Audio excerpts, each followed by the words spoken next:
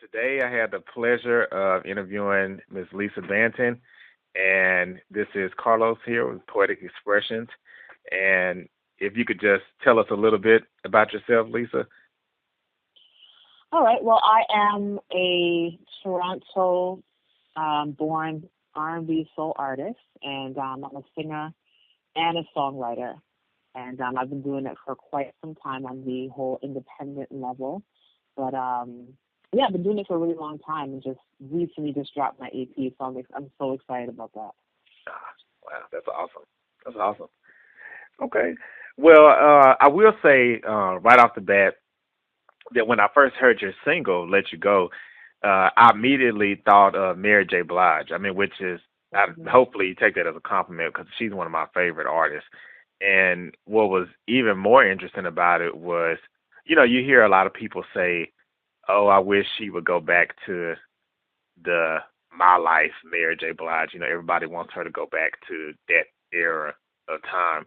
And Yeah. your voice, it just really reminded me of that.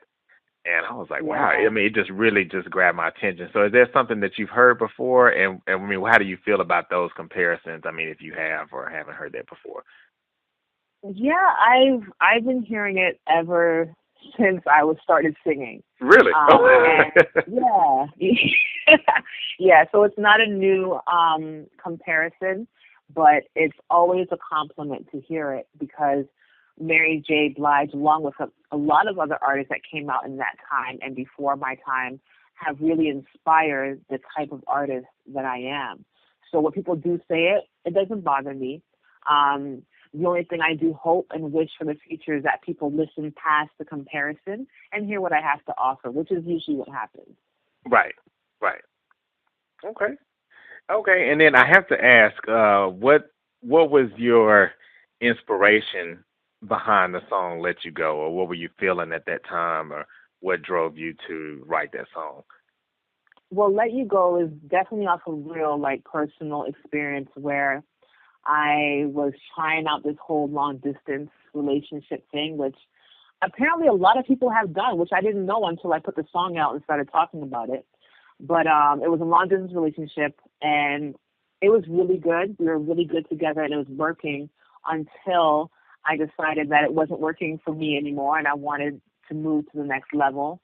And though I loved him and we were good together, the fact that he didn't want to move to that level really put me in a position to let him go in order to find somebody who will want to move and grow in the same way that I do.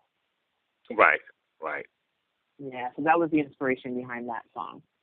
Wow. Okay, that's interesting. And yeah, there are a lot of people I think that can relate to that song on some level. And I mean, Yeah. I'm married now, but I've been in a long distance relationship before. Not crazy long distance, but long enough where you can't see the person during the week. And Right. sometimes the funny thing is, it's cool when you're away, but then sometimes when you do have that time where it's a lot of time together, then you start thinking, oh, I didn't notice this, I didn't notice this. It's like a lot of things that you maybe didn't Exactly. pick up on Exactly. because that distance.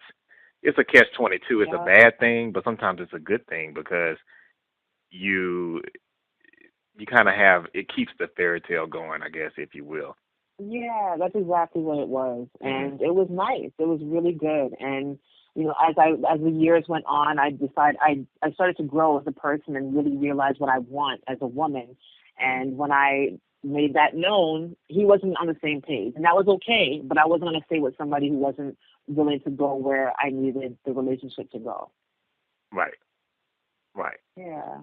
Okay, okay. Well, growing up with your father, George Benson, who is a Caribbean gospel singer in his own right.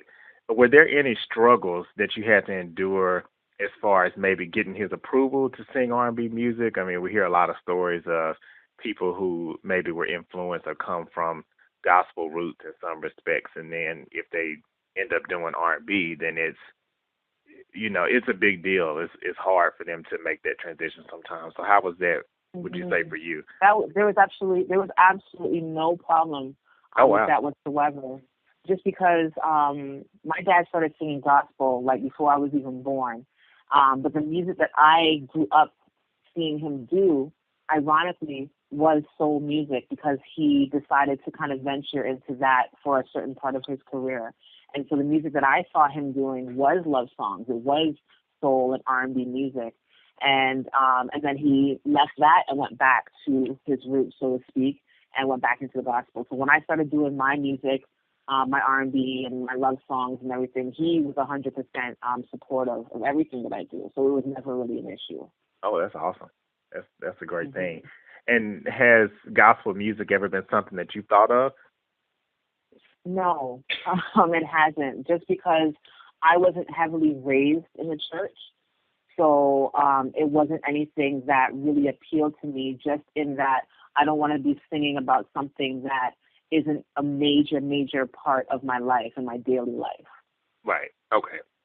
Yeah. And that makes sense. Yeah, definitely understand that. Yeah. Okay. And I noticed that one thing that really grabbed me when I was reading your bio is that you're a poet. And I'm actually a poet myself, so I'm always into, even when I'm listening to music, not just reading or hearing someone else's poetry, but very much into lyrics. And I think that's something that's lacking in a lot of today's music. So I thought that was really interesting that you have that piece. And what would you say was the turning point for you where you decided to transition your poetry into music? That's a good question. I think I wrote a lot of poems when I was younger, before I knew that I even had a talent of singing. So poems would be, I think, the starting point for me. And then when I started to sing, my poems just really just turned into songs. I just started putting melodies to the things that I was writing. And so that happened very early on. I want to say like in my early teens that happened. Very, very early on. Wow. Okay. Yeah. Okay. And I noticed too that I saw in the credits on your EP on the artwork where it says that you wrote all of your songs, and which is something I just think again that's extremely admirable in this day and age in the music business, because a lot of times you look back throughout history and you hear these horror stories of these huge artists, and on TV you would expect them to have millions of dollars, and I mean not even so much that it's about the money, but just you wouldn't expect them to be in some of the predicaments that they were in. And then when you look at the backstory, you find out, oh, they really only wrote like 2 of their songs, or maybe they didn't write any of their songs. You're right. Yeah. So then it kind of makes you wonder, like, I think some artists are kind of, it's an unspoken thing, like maybe more artists I think are probably catching on to that, that, in order to survive in the music business, it seems like that's really where it's at, is to get your foot in with the songwriting. And how important would you say that is for you, like in your music making process? It's like it's really important to me as an artist to be able to write, and it's not even really about the whole monetary aspect of it. Like, to be honest, until I really started getting into the professional part of the music, I thought like everybody wrote their own songs. You know what I mean? So right. It just seems like that's how I'm listening. Yeah, exactly. So when I started to hear like certain artists weren't writing their own music, it really shocked me, because I'm like, I thought that's what an artist was. And that's not to say that, singers can't sing beautiful songs and make you feel them and make you connect to them and all that good stuff. But I really think that the word artist really, I think to me puts in the writing aspect as well. I think it really encompasses more than just singing a song. So I'm very happy that I do have the ability to write and sing, and I really do hold them both at a very high importance for me. Right, and that's something that I was really able to pick up in your music. I mean, it just all made sense once I read that you wrote your songs, because you sing them with such conviction. And I think that some people, are great singers, true, but there's just certain things I don't think that you're just not going to be able to sing unless you wrote the words. You know, you're really feeling Yeah. what it is that you're singing. So I just really like that about your music. Yeah, thanks, man. It's important to me, and when people tell me that they like the songs, it's a different kind of feeling that I get because that's from my heart to theirs.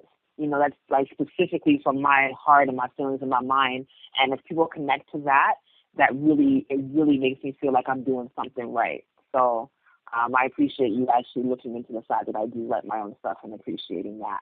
Oh yes, yes, definitely, definitely. And speaking of your music and your songs, definitely cannot go without talking about your new EP, Lost and Found, Yeah. that just dropped yesterday, right? Yep. Yep. Okay. Yep. Yep. All Today. right. So for those of you who don't have it, make sure you go and check that out. It's great, great EP. I'm telling you, y'all are really going to be in for a treat when you get this. And what would you say that fans can expect from you on your EP? And also, how did you come up with the title? I love hearing the backstories about people's album Yeah. titles. So where was it that inspired you to call it Lost and Found? Okay. In terms of what people will get from the EP, in comparison to my past projects, because I had put out two mixtapes prior to this one, and they were more hip hop soul based, and I sang on a lot of hip hop beats, like straight hip hop beats, and I put my whole R&B flavor on them. And this on this project, it is some of that what people are used to hearing from me, but I really wanted to express more of the traditional R&B soul music that inspired me to be the kind of artist that I am. So on this album, you're not only going to get hip hop kind of type beats, you're going to get slow songs and ballads and mid tempos and bridges and stuff like that, which I couldn't get on the mixtapes because the hip hop beats are a little bit they're differently structured. So with this, you get a real R&B soul feel. And in terms of the title, Lost and Found, that came after the whole project was done, and I listened to all the songs, and the way that I felt about everything that I wrote and everything that I've been through, in terms of how I actually got to writing the songs, it kind of made me feel like I was lost and in love, I guess, to really sum it up, lost in love and wanting to be found by the person that is right for me.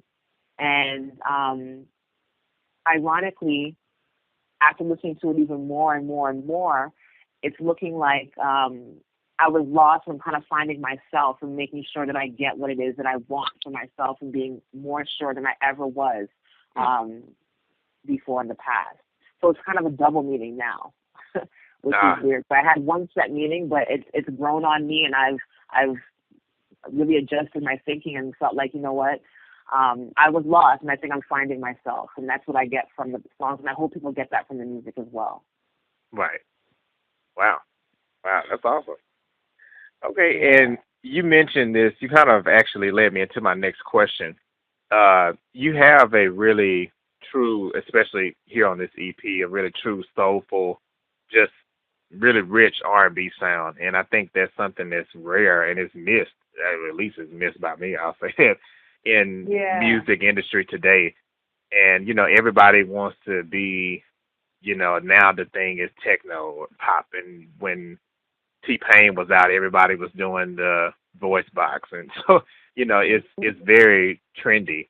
I think a lot of the music that's Yeah. out now, but the songs that you have on your EP, they have a really timeless feel to them. And as far as Yeah.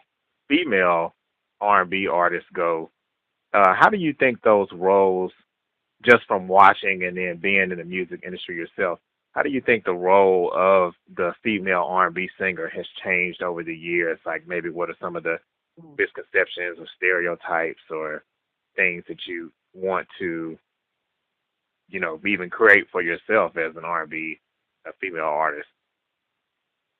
Well, I think what's changed a lot in just R&B music in general, but speaking about the women, you listen to a lot of the music now, especially by more so the younger ones.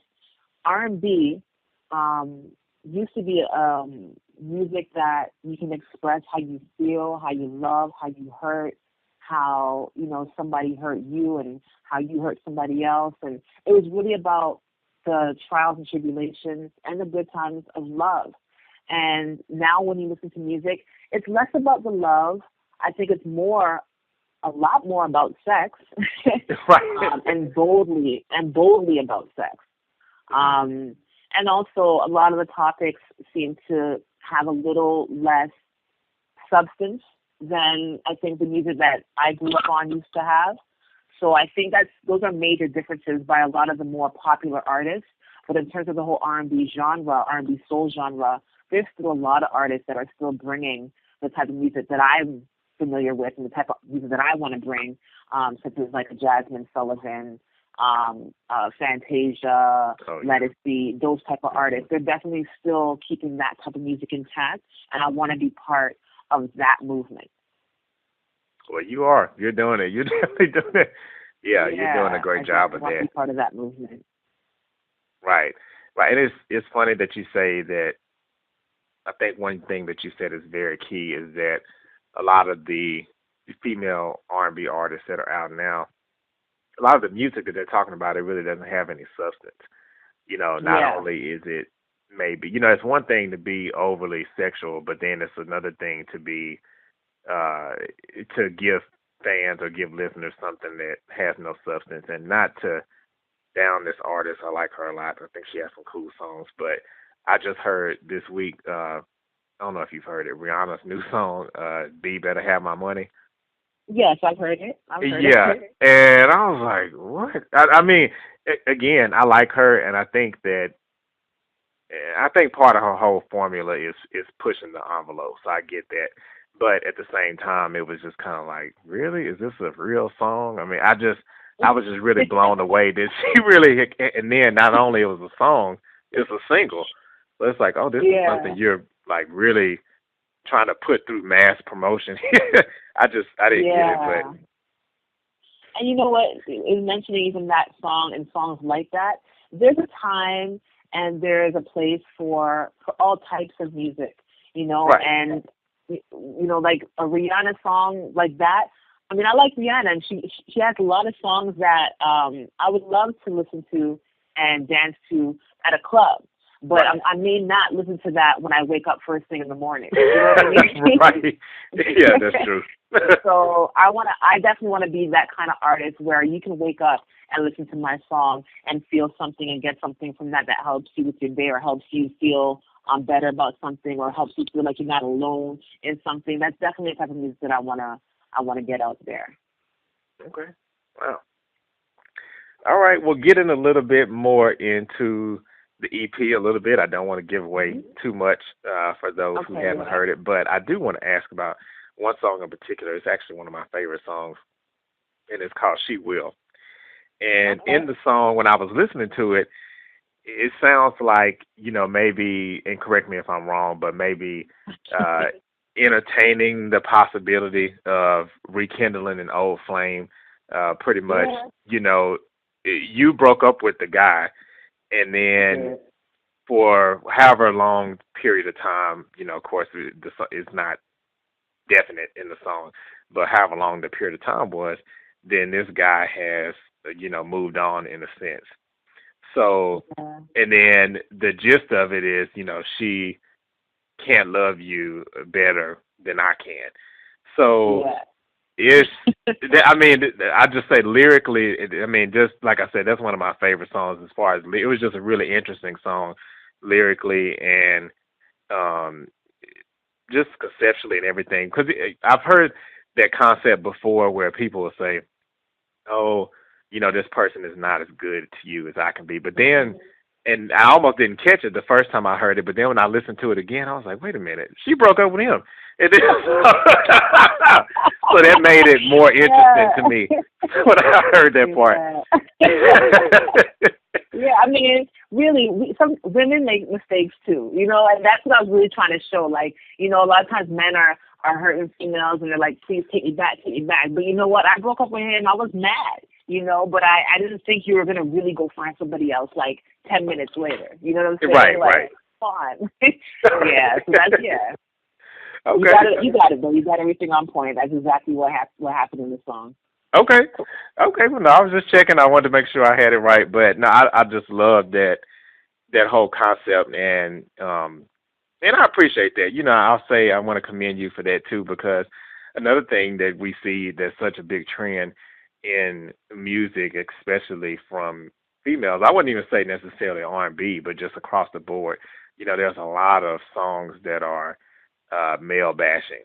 So, I Yeah, thought that the yeah. honesty in that song was really refreshing, and I think that was one of the things that I liked about it. And I think, I think that I don't know exactly what other feedback you've heard on that song, but I have a feeling a lot of guys will like that one. I haven't heard I haven't heard that much feedback yet in terms of that song, but I'll be looking out for it because I wouldn't have thought that it would connect to men. Like sometimes it surprises me the ones that men love the most. Hmm. Um, but yeah, I'm looking forward to seeing if people do, men especially, connect to that song, and yeah, sometimes you gotta take it in the chin, and that's what happened. And I'm just trying to tell him, hey, I'm sorry. Can we start again, please? Right, That's all right. It's all right, right sometimes to put your pride aside for the person that you want to be with. right. That's true. Okay, with that, I do have a bit of I won't say personal question, but just a general question of how you Sure. feel on relationships. Once you break up with someone or the relationship is ended for whatever reason, whichever party is involved, and then let's say that you do end up kind of rekindling something with that person, would you say that once it's done, that's it, no turning back, or you just kind of more so had the mindset of never say never, maybe you could end up being together with that person again? I think it all depends on the reason that you broke up in the first Mm, place. It's not really black and white for me. yeah, So if it was something that cannot be forgiven, then it's pretty much a done deal. But like in the terms of the song, if it was something really silly, we just got into an argument and I said, you know what, I'm leaving, and it wasn't really serious, then yeah, like we can start again because it wasn't that big of a deal. So again, it really depends on the reason that the breakup happened, right. and that determines whether or not I would ever go back and try again. Ah, okay. That's a fair answer. And I really agree with that. I think uh, when it comes to things like that, it's not black and white because there's so Yeah, many different especially when variables. your heart's involved. Hmm. Yeah, yeah, Yeah, it can't really make it that easy. yeah, exactly. All right, and then being in Toronto and with Drake being, I would say, one of the big, huge artists that came out of Toronto. What would you say is the music scene like there? Because I think some people may have this misconception of, oh, they see Drake, so oh, it must be all about hip hop, or they see certain things and they maybe try to tag it and say, okay, this is the culture that's there in music. But you actually being there, and then not only that, being an artist, what would you say the music scene is like there, and maybe how it's different in some other places, and then what flavor would you say or would you like to bring into that mix? Well, I can speak for the urban music scene. Um, it's weird because we have a lot of talent in this city, and when you're in the underground circuit, which I am in and have been for a really long time, where I can go out to open mics and different types of events like that and see the amount of talent that this city has. It's absolutely ridiculous how talented Toronto is in terms of urban artists and R&B singers and all of that good stuff. Um, but I guess the opportunities for us here aren't that high in comparison to places like in New York or in LA or Atlanta. They're just lower because I think that the urban market is just a harder place to survive here in Toronto. And but that's not because of lack of talent. It's just because of where we are and the circumstances that. But we do have a lot of urban and talented artists, hip hop and R&B alike. And I'm just here to bring what I bring to the scene because with all the artists that we have a lot of different flavors, a lot of different types of things that people are bringing. So again, I just want to bring what I bring, which is that R&B, soul, and music that you can feel, and bring it to Toronto and hope that it gets appreciated and loved here, but also just everywhere else. And in that way, people can go back and understand that Toronto is full of way more than just Drakes. Right, right. We got a lot more. Yeah, we got a lot more going on than just Drakes. Right. Okay. All right. And if you could pick one song, and this could be one of your songs or it could be a song from another artist, but one song that describes your life, what would it be and why would you pick it? Whoa, describes my life? Right. Or you as a person. Oh man, that's a really that's a serious question. I have to sit and really think about that. I don't think I've ever had a song that I could think of that describes me, or like my life in general. Man, that's a hard question. Oh. Or maybe even maybe the space that you're in right now, or the kind of mood you're in, or just your mindset. You know what I'm going to say? There is a song that gets a lot of play from me right now by Fantasia on her new album. So this is like a moment song. It's not a life song because that would take me a little bit longer to think of. But there's a song on Fantasia's album. Goodness, it was her first single. I cannot remember the name of it. Oh, Lose to Win? Yeah. Oh, yeah, I like that song. Yeah, that is a song that just really speaks to me because to me it's one of those things where sometimes, and just like my song Let You Go, sometimes you have to let go of something in order to better yourself and to better your life. And so that's a song that I can listen to any day, any time of the day, and feel inspired by it in order to move on with any aspect of my life. And so Fantasia's Lose to Win is a big song for me right now, and it has been since it's come out. So I really do love that song. Wow. Okay. That's a good choice. Yeah, I like that song too. Yeah. Cool. And would you say on your album or in your EP, as far as it goes, what would you say is a favorite song, or do you have one that's a favorite song on there to you? Yeah, that's a popular question, and it changes all the time because I have a connection to every single one, being that I wrote it. So it all kind of depends on the mood that I'm in. But as it stands right now, even though it is a single, Let You Go is pretty much my favorite song at the moment. And you know what? It'll probably change next week, but Let You Go is my favorite song, and I do repeat that song a lot when I'm listening to the album. Okay. Yeah. Cool. And just one more thing, if you could tell us all where we can follow you on social media, your website, and also, very importantly, where we can purchase your music. And I say purchase, don't download for free, rip. I'm kind of passionate about that. I don't like if it's. I feel like if it's good music, you should support the artist. So, I want to make that known that people should go out and support. I think that one of the dying things I think of the music industry is that people aren't really diehard supporters as far as financially as they should be. Yeah. I feel, at least, when it comes to music. Yeah, it's true. And all you can do is make quality music and hope that people appreciate it enough to pay for it. But where it can be purchased is at lisabanton.com. And at lisabanton.com, you'll be able to find it on iTunes. There's an iTunes link. There's also a Bandcamp link, because I know that not everybody is on iTunes. I know I'm not. So there's also a Bandcamp link for people who would like another option. And on Twitter, my name is Ms. Music, MZ Music. I'm on SoundCloud, Lisa Banton. I'm on Facebook, Lisa Banton. And my Facebook fan page is Lisa Banton Music. And that's pretty much it. I don't do Instagram yet. I'm trying to get on. But as far as everything else, just hit up lisabanton.com and it'll direct you to everything. Okay.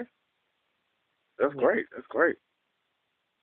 All right. Well, is there anything else that you want to leave with your fans, or maybe something that you want to share that maybe a lot of people don't know about you, or Just whatever you'd like to say. I do want to just let people know that I do have other projects out. There's a Mirror Mirror Volume 1, there's Mirror Mirror Volume 2, which are the two mixtapes that I dropped over the past couple of years. And they are free downloads. So once you go to lisabanton.com and hit my Bandcamp, you'll be able to download those for free as well. Um, and I just want to, again, I want to thank you for taking the time to speak with me and help me share more of me as an artist and my music with your readers and the people that are connected to you. I really appreciate the time that you're giving me to do that. Oh, And you're welcome. just please go out and yeah, thank you. And just go out and get that EP. There's a lot of good music on it, and if you like it, share it. And that's pretty much it. Okay. Cool, cool. Well, thank you again for doing this interview. Thank you. I appreciate you for doing the interview uh, Yeah. with me here today. And everybody, look forward. It'll be up this Monday coming up. And make sure you go and get Lost and Found EP. It's good. I'm telling you, not from what I heard from somebody else. I heard it with my own 2 ears. So it's great. You all need to go and check it out. I'm so glad. I'm so glad you liked it. So, Yes. so glad.